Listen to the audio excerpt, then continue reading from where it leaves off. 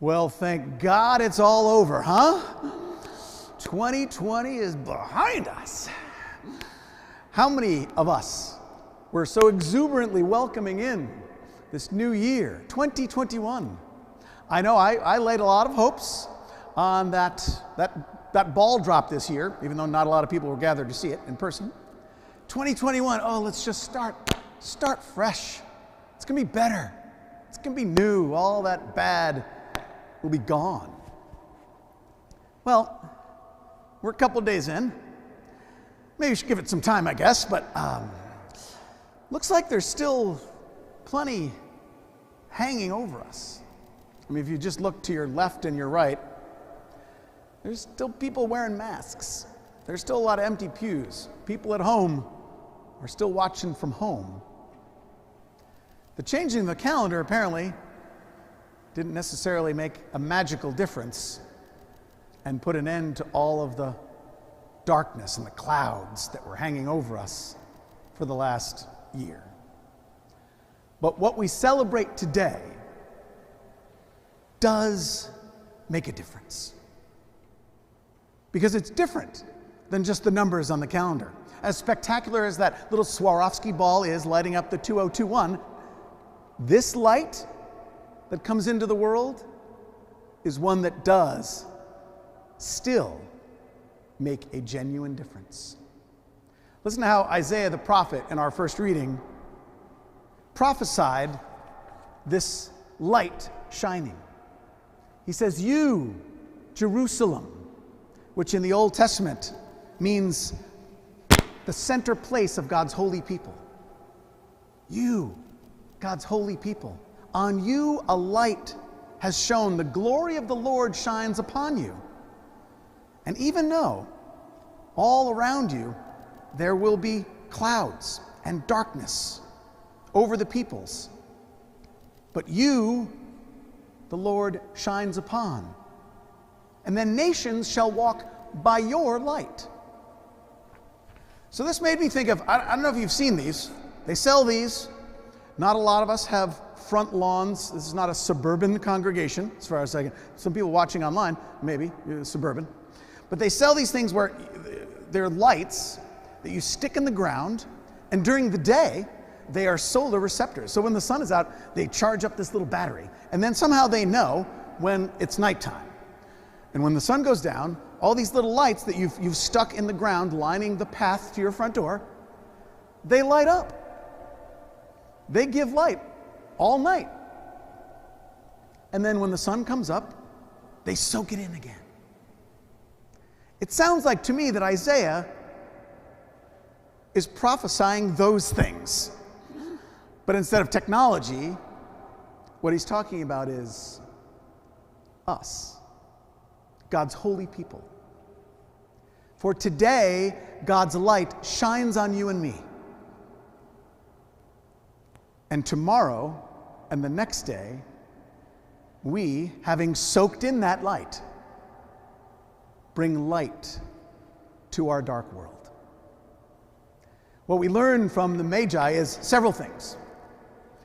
One, first of all, if we look at the scriptures, a lot has been heaped on to this throughout tradition and throughout the years. But we look at the scriptures, it doesn't say that there are three of them. It doesn't give them names in Matthew's gospel that we just heard. It doesn't say that they come from different races or cultures, although that's usually how they're depicted. But we do know that this was intended to be a multicultural experience of God. Because the difference between Christmas and Epiphany is that on Christmas, Christ was beholden by two devout Jews, Mary and Joseph. And a couple of animals, maybe a guy stopped by from the stable. But on Epiphany, it's people from all the nations. And that's code word in the Bible, not just from different countries that have different passports, but different religious beliefs, different skin colors, different cultures. They're all represented by these three. It doesn't say there are three. It mentions three different gifts. So I guess we just pictured each one carried one gift, right? So there must be three. But really they represent all the world. The world that was so yearning in their darkness for light that these three or more, wherever they came from, saw a light in the sky they'd never seen before. My sister was bragging this year because her birthday is the 21st of December, just had her birthday. And she was like, ha, for the first time in 800 years, on my birthday, the Star of Bethlehem. Right? So that's when Jupiter and Saturn were lining up. And I don't know about you, but the Paulist here at the rectory went out onto the roof, and it was cloudy. Plus, there's lots of buildings in Manhattan. It was hard to see. Didn't see it. But there was a lot of news buzz about it, right? That it was the first time in 800 years that Saturn and Jupiter would line up like this, and maybe this was the actual astrological phenomenon that happened. Doesn't mean that there wasn't a miracle also involved. God usually takes the natural and the human and builds on that.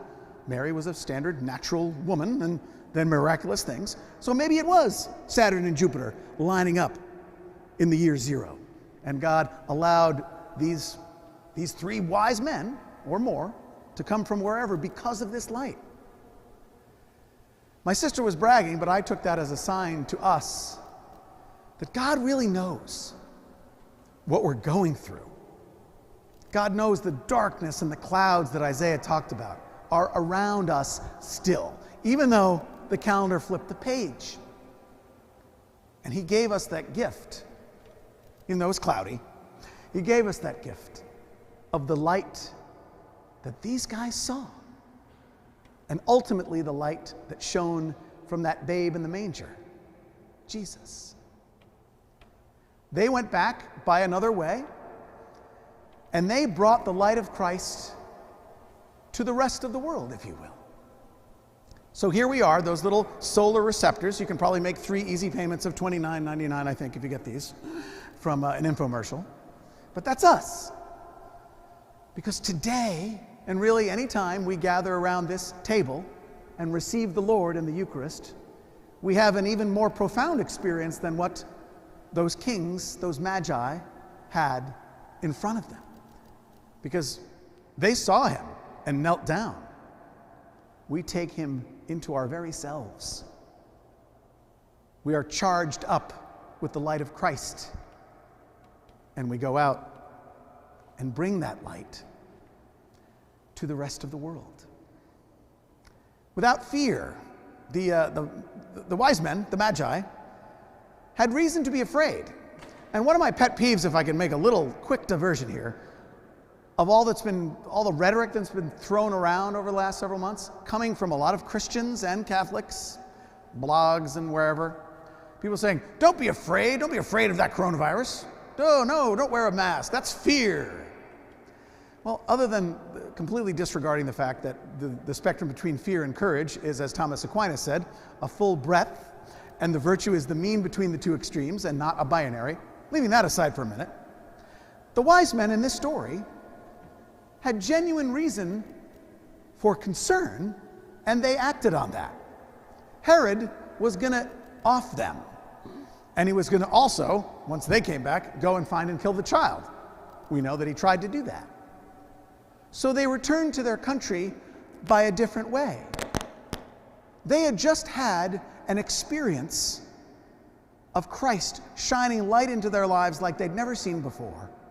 And even they took the appropriate cautions that were necessary.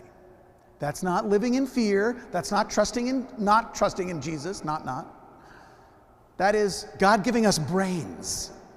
So if somebody on your Facebook page or on Twitter says, oh, don't wear a mask, don't live in fear, don't worry about this coronavirus, don't get vaccinated, tell them that's hooey. And according to the scriptures and our tradition and our intelligence, faith and reason, that's not what fear is. So today we have this example of these bold people that were charged up by the light, went back, taking appropriate cautions, went back and began to bring light to the rest of the world that needed it. That's the meaning of Epiphany for us in our modern lives. And that's why Epiphany will do what the changing of the calendar can't do. Because it's likely we're still going to be wearing these things for, who knows, a while. It's likely that the vaccine will slowly start to take hold, and guess what? People aren't going to want to have it and all that. But through all that, as Isaiah said, all that darkness and those clouds that hang over us, We, Jerusalem, the holy people, are the light that shines to the nations. Our nation, and the rest of the nations of the world, could definitely use some light right about now. God's giving us this gift of epiphany that we may share that light with the nations and make 2021 genuinely different, genuinely one that dispels the darkness and the clouds and brings the light of the risen Lord into our world. Because we get charged up with those little solar receptors, and even when the light isn't around during dark times, you and I are still glowing all night long.